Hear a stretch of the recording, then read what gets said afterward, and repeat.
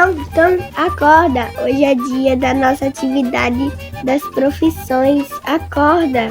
Bom dia, Zé, é verdade, vamos levantar.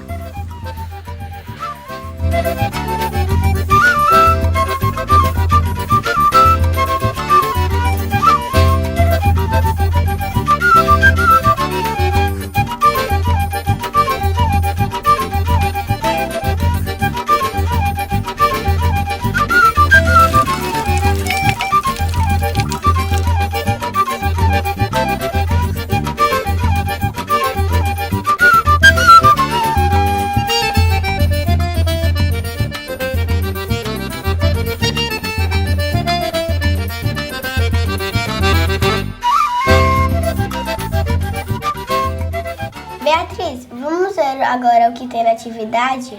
Leia pra gente ver. Tá certo, mas presta atenção. Sua cidade é rica em cultura. Qual atividade cultural você escolheria ou profissão ligada à cultura para ser uma pessoa reconhecida na comunidade? Eita, essa é difícil, viu?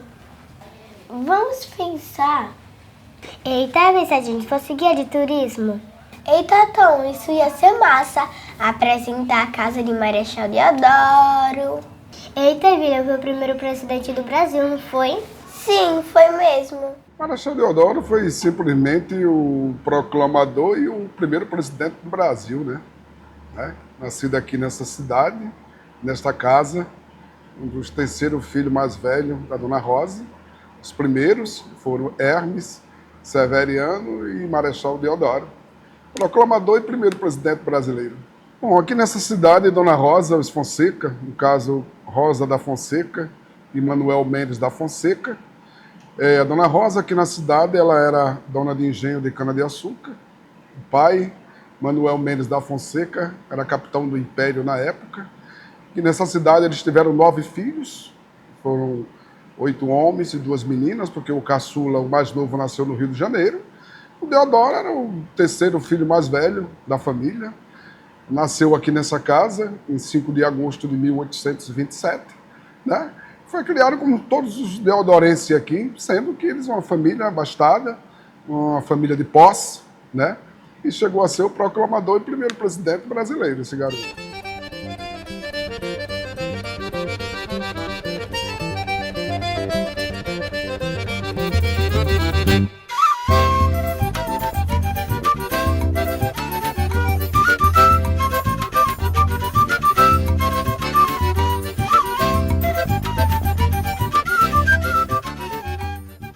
E a gente poderia apresentar as igrejas daqui, né, Tom? E ainda reza pra Nossa Senhora, né, Vi? Porque aqui tem muita igreja e o povo é muito religioso.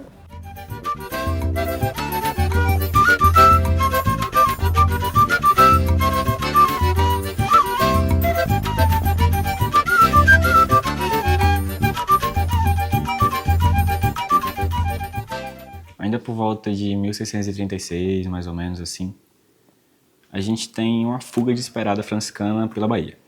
Aí o que acontece? Eles se estabelecem aqui com um pequeno recolhimento e um oratório, que é o que é marcado nos livros, digamos assim. Nisso, eles acabam não ficando muito tempo. Aí eles passam aqui cerca de 1 ano só. Bom, esse 1 ano foi suficiente para a população local entender a importância dos frades aqui na cidade. Aí passou um tempinho. Já por volta de 1657 a gente tem,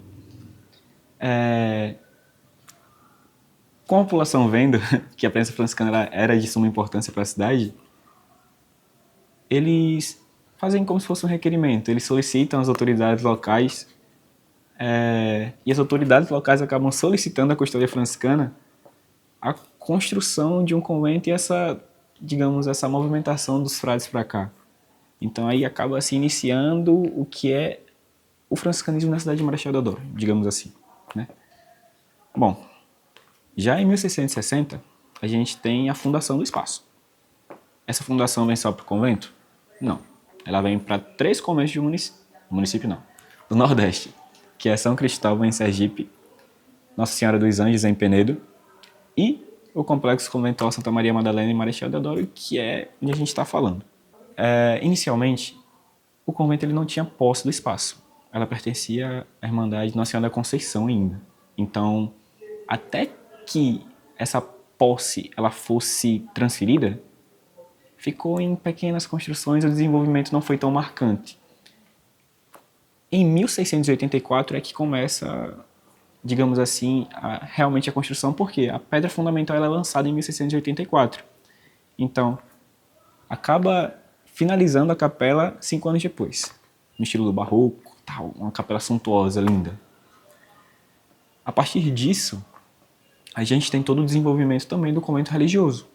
Então, boa parte das obras do convento, digamos assim, foram concluídas em 1723. Porém, o espaço ele leva, no caso, 133 anos de construção. Aí passa, sei lá, 70 anos de construção para ser finalizada. Ou seja, é finalizada em 1793, que é a fachada também que a gente tem na fachada da igreja. O museu, ele também já foi um antigo Museu de Arte Sacra de Alagoas, certo? Então, o acervo em si, ele é alagoano, tá? Como surge a ideia da construção, do recolhimento desse acervo do Museu de Arte Sacra? Basicamente, era uma ideia de conservar e preservar os bens que a gente tinha. Ou seja, aquelas imagens devocionais que a gente tinha já no imaginário popular, que eram presentes nas igrejas. Então, se houve essa necessidade de que essas imagens elas fossem guardadas, mas não guardadas, mas expostas à comunidade. Então, o convento, o Museu de Arte Sacra em si, ele inicialmente começa com um pequeno acervo das imagens que a gente tinha nas igrejas do município. Porém, Dom Ranulfo, que é o bispo que dá hoje o nome ao Museu de Arte Sacra, ele reúne um pequeno acervo, digamos assim, entre as décadas de 70 e 80, mais ou menos. Aí, esse acervo ele era presente aonde? Na antiga igreja e museu, que foi extinto, né? Nossa Senhora do Rosário, em Maceió. Bom, com a extinção do museu, uma parte daquele acervo também é transferida para cá. Então, a gente tem meio que uma mistura, né? Muitas das peças, elas são vindas de Portugal também. Uma curiosidade, a gente tem peças vindas de Portugal.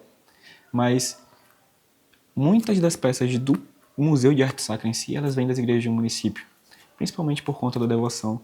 Eu acho que história, ela vem muito de uma opinião pessoal, principalmente o ato da pergunta, quando a história guarda o lugar? Acho que vem muito de uma opinião pessoal. E eu queria ler um relato que é de Pedro Paulino, tá?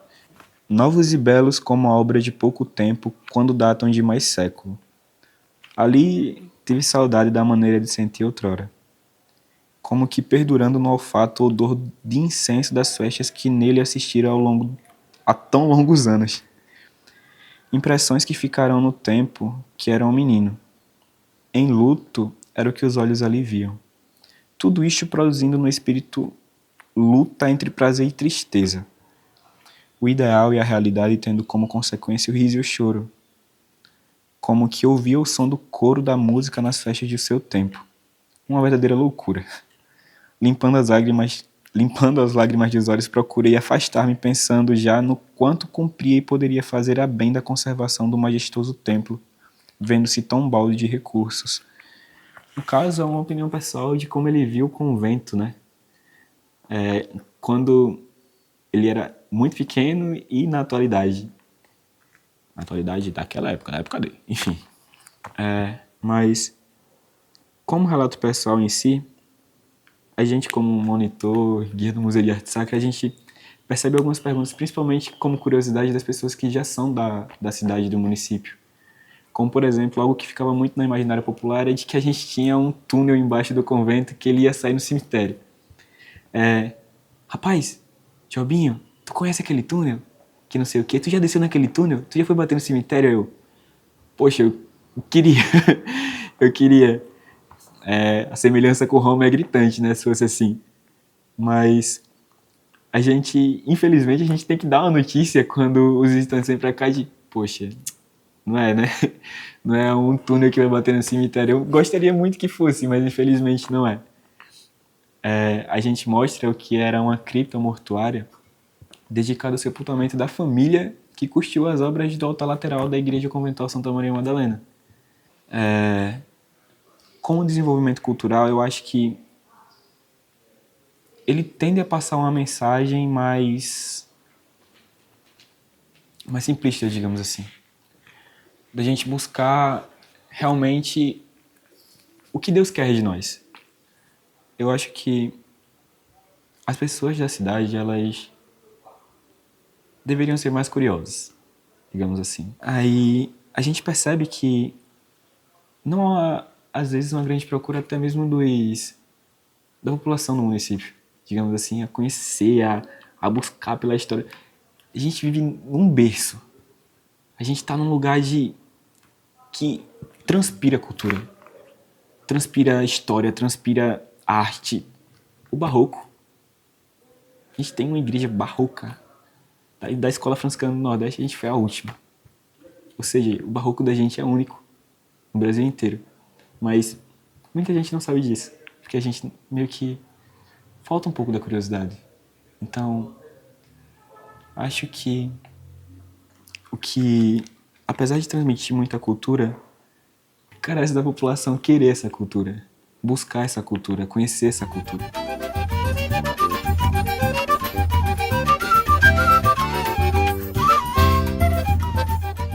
O povo de Marechal é muito religioso, né? Sobretudo católico, né? Nós percebemos isso não somente pela participação das festas dos padroeiros, que na nossa cidade são muitas durante todo o ano, contando hoje com as 3 paróquias, mas pela frequência, pela participação nas missas dominicais. É uma cidade que, devido às 3 paróquias, ela é muito bem servida de missas e de atividades religiosas e são sempre bem participados em todas as paróquias, em todas as comunidades da nossa cidade. Então o povo de Marechal Deodoro é um povo muito religioso. Olha, nós precisamos ter cuidado quando a gente fala assim de religiosidade e cultura no Brasil, não somente em Marechal, porque lembre-se que o catolicismo está nas origens do nosso povo, né? Então, sempre que uma religiosidade ela vem junto com a formação de um povo, ela se confunde com a cultura. Então, a gente não pode medir até onde somente vai a cultura e vai a religião. As duas coisas caminham juntas. É claro que a gente pode dizer assim, sempre tem aquele movimento, aquele momento em que é mais cultural e menos religioso. Mas, de uma forma geral, são coisas que caminham juntas, a gente não pode separar. Quando a gente fala cultura, é aquilo que o povo vive no seu dia a dia, que o povo celebra. E a religiosidade, e aqui destacando a religiosidade católica, que como todo o Brasil está na história da nossa cidade, a gente não pode separar essa religiosidade da cultura. Eu acho essa separação complicada. Então eu prefiro dizer, né, aqui é a minha opinião, né, que caminham juntas. São duas realidades que caminham juntas, cultura e religiosidade. É tão marcante na história aqui do nosso povo que essas tradições, ainda que por um momento elas não sejam celebradas, elas não sejam vividas enquanto celebração, enquanto momento celebrativo, elas estão lá guardadas, elas voltam à tona. Isso é muito forte no nosso povo. Agora, a gente tem que sempre entender que a tradição, ela permanece, agora ela vai, através dos tempos, ela vai ganhando a conotação, não é que ela mude no sentido de que aquela tradição ela muda na sua essência, mas ela vai assumindo as características e as marcas de cada tempo, de cada época, de cada momento histórico que aquele povo, como o nosso povo, está vivendo. A procissão do fogaréu que você citou é um exemplo muito, assim, bem claro de uma tradição que estava perdida assim, há séculos. Quando digo perdida, não era celebrada. E quando a gente resgatou, então, a partir do momento que a gente resgatou, a adesão do povo, a participação, né, a quantidade de pessoas na procissão parece algo que já vinha de forma contínua. E exatamente é isso aquilo está ali marcado. E quando ele vem à tona, parece que não houve essa ruptura, esse momento em que ficou sem celebrar, e não foi anos, foram séculos. Então, você percebe o quanto isso está marcado na história desse povo, na história do nosso povo.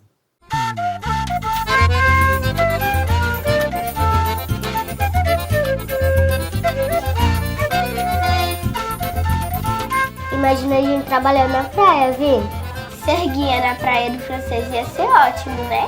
A gente ia trabalhar e tomar muito banho de mar, Vi. Ia ser ótimo, Tom.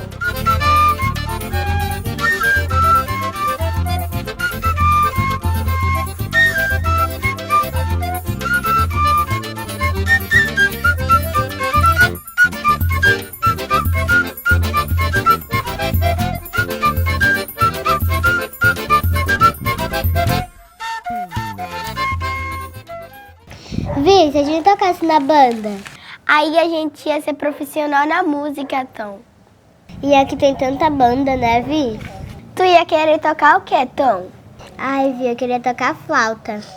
A música hoje é a principal forma de expressão da nossa cidade, não só pela história, né, que ela traz, mas pela quantidade de filarmônicas que nós temos e a quantidade de pessoas que ela consegue manter ali, né, dentro. São, hoje, acho que, se não me engano, salvo engano, são mais de 600 músicos, fora familiares que fazem parte também dos eventos das filarmônicas. Então, a gente pode dizer que hoje é a principal expressão cultural de Marechal Deodoro, se não for a principal, é uma das principais. Não existe idade, né, para começar. A gente costuma dizer que a criança, sabendo já ler, né, ela pode entrar na filarmônica, começar a fazer aula de música, e até hoje existe nas escolas bebezinhos já começando a praticar com instrumentos para ter ritmo, né, saber os sons e tudo mais. Mas aqui nas filarmônicas a gente sempre tem esse costume de, você está sabendo ler? Então a gente já pode inserir essa criança naquele meio musical. Mas hoje nós temos na filarmônica a criança com 7 anos, já tivemos crianças desfilando com 7 anos, 8, até 30, 40, 50. Em termos de vida, a gente consegue dar vamos dizer que uma segunda opção ou uma primeira opção de trabalho para aquela pessoa.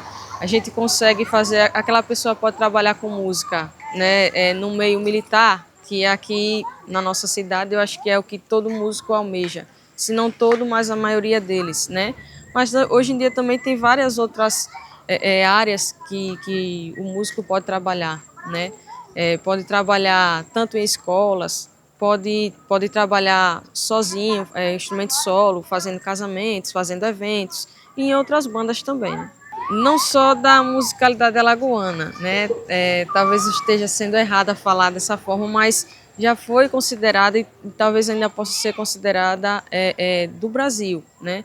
A gente colocou muitos músicos tocando em bandas militares em Brasília,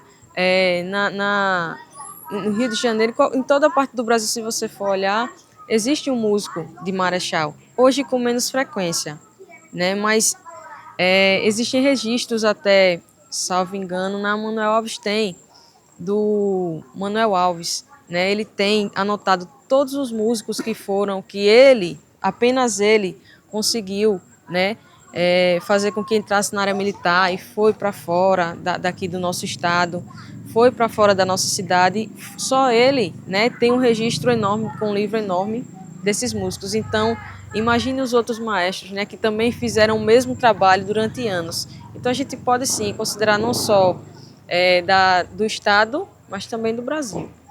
Tem toda uma história, né, por trás da música, começando da Santa Cecília, né?